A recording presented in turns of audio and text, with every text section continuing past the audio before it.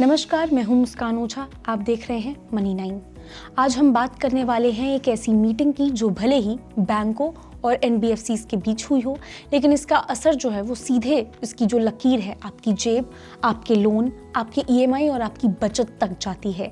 दिल्ली में वित्त मंत्री निर्मला सीतारमण के साथ हुई इस प्री बजट मीटिंग में देश के लगभग सभी बड़े बैंकों और फाइनेंशियल इंस्टीट्यूशंस ने हिस्सा लिया।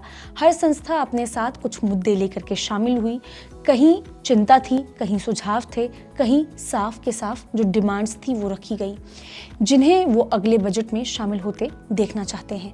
और ये सब इसलिए ज़रूरी है क्योंकि बैंकिंग सिस्टम का हर बदलाव आम लोगों तक पहुंचता है, कभी सस्ते लोन के रूप में, कभी महंगी ईएमआई के तौर पर, तो कभी बचत पर मिलने वाले रिटर्न्स पर। सबसे पहली जो टेंशन है वो बैंकों ने जमा राशि यानी कि डिपॉजिट्स के बारे में रखी। बैंकों ने कहा कि लोग पहले की तुलना में बैंक में पैसा कम रखने लग गए हैं।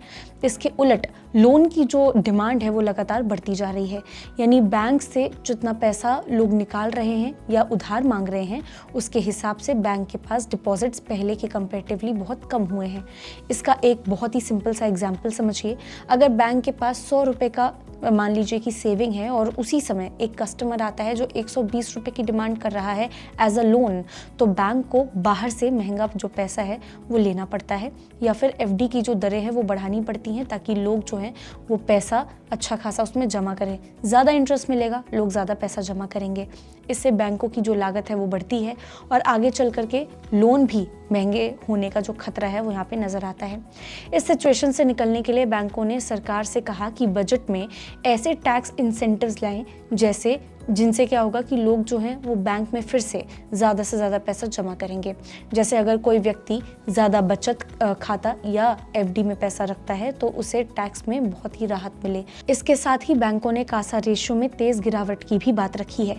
कासा यानी कि करंट अकाउंट और सेविंग अकाउंट बैंक, इन दोनों खातों में रखे गए पैसों को मिला करके जिस रकम को पाया जाता है, जो रकम बैंक पाता है उसे कासा कहा जाता है। लेकिन अब लोग अपने पैसे जो हैं वो बैंक में सेविंग अकाउंट में रखने के बजाय mutual funds, digital wallet, bond या फिर दूसरे जो इन्वेस्टमेंट ऑप्शंस हैं उसमें डाल रहे हैं। इससे कासा लगातार गिरता जा रहा है। बैंक को महंगे साधनों से पैसा जुटाना पड़ रहा है। क्रिसिल की जो ताज़ा रिपोर्ट है वो ये तक कहती है कि जमा की गई नई आदत जो है, ये जो नई आदत लोगों को लग रही है कि बैंक से हट करके जो बैंक के जो बेसिक जो डिपॉजिट लोग करते थे एफडी वगैरह, उससे हट के जो नई आदतें लोग अपना रहे हैं, बैंकिंग सिस्टम के लिए आने वाले समय में बड़ा बदलाव ला सकता है। इसका असर जो है वो फंडिंग कॉस्ट से लेकर के बैंक की ब्याज दरों तक पर पड़ सकता है। बात यहीं खत्म नहीं होती है। बैंकों ने एनपीए यानी कि नॉन परफॉर्मिंग एसेट की जो समस्या है एक बार फिर सामने रखी है। एनपीए वो लोन है जिसकी ईएमआई कई महीने से नहीं आती है, जिसकी वापसी की उम्मीद कम हो जाती है। बैंक की परेशानी ये है कि ऐसे लोन जिनमें कोई इनकम नहीं आ पा रही है उन पर भी जो कागज़ों में ब्याज जो जोड़ना पड़ता है और उसी कागजी ब्याज पर टैक्स लेना पड़ता है। ज़रा सोच के देखिए, पैसा आया नहीं, ईएमआई मिल नहीं रही, पर टैक्स देना पड़ रहा है। बैंक कह रहा है कि इस नियम को बदलना चाहिए ताकि एनपीए पर तब तक टैक्स ना लगे जब तक पैसा पूरा का पूरा वहाँ से वसूला ना जाए। इसके साथ ही बैंकों ने मांग की है कि एनपीए के लिए प्रोविज़न वो बनाते हैं, उस पर मिलने वाला जो टैक्स छूट है उसकी जो लिमिट है वो 8.5% से बढ़ा करके 15% तक की जाए। अब बात करते हैं एनबीएफसीज की, यानी कि उन संस्थाओं की जो लोन देती हैं लेकिन बैंक नहीं है, जैसे Bajaj finance, Shriram finance, Mahindra finance. NBFCs ने सरकार से कहा कि उन्हें सस्ता पैसा नहीं मिलता, जबकि बैंक सीधे आरबीआई से कम लागत पर फंड ले पाते हैं। एनबीएफसीज चाहती हैं कि उनके लिए भी एक डेडिकेटेड जो रीफाइनेंस विंडो हो वैसी बनाई जाए, यानी कि एक ऐसा मीडियम जहां से उन्हें भी सस्ते में फंड मिल सके ताकि वो छोटे कारोबारियों, ग्रामीण इलाकों और जो मिडिल क्लास के लोग हैं उनको बेहतर रेट में लोन दे सकें। एनबीएफसीज की जो दूसरी बड़ी मांग है वो है सरफासी एक्ट, यानी कि इससे जुड़ी हुई जो मांग है वो उन्होंने रखी थी।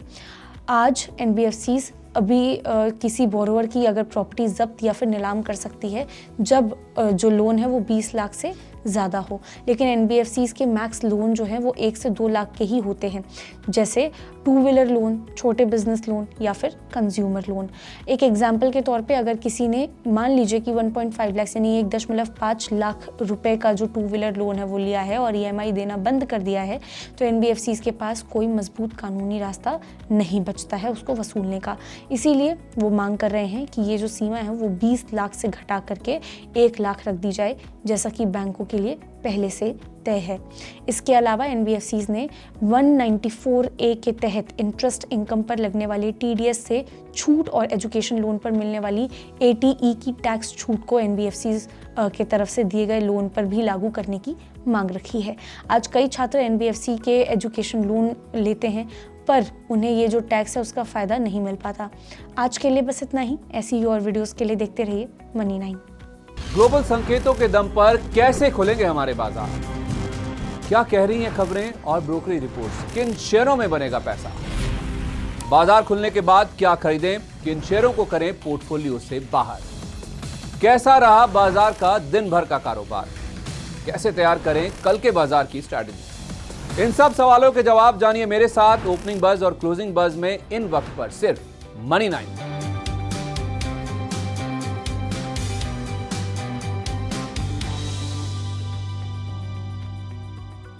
मनी 9 लाया है membership programme money 9 prime.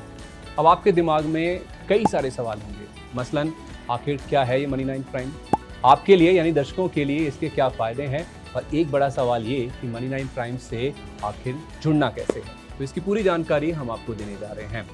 Money 9 prime में 3 प्लान होंगे, इकोनॉमी, स्टैंडर्ड और वीआईपी। तो फटाफट ज्वाइन कीजिए YouTube पर मनी 9 प्राइम। ज्वाइन करने के लिए मनी 9 के YouTube पेज पर जाइए, होम पेज पर मिलेगा ज्वाइन बटन, इसे क्लिक करें, अपनी पसंद का प्लान चुनें और बस हो गया, अब आप रहेंगे सबसे आगे।